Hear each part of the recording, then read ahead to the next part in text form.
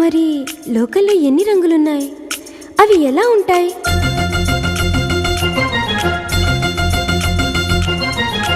బుగ్గ మీద వెచ్చని సిగ్గు వచ్చినప్పుడు దానిని అడుగు, ఎర్రదనం అంటే చెబుతుంది. పెదవి కొమ్మ పూసిన పువ్వు అందమైన నీ చిరునవ్వు, తెల్ల రంగు అట్టా ఉంటుంది. నీలో నిలువున పులకలు రేగిన వేళ నువ్వే పచ్చని పైరువు అవుతావమ్మా.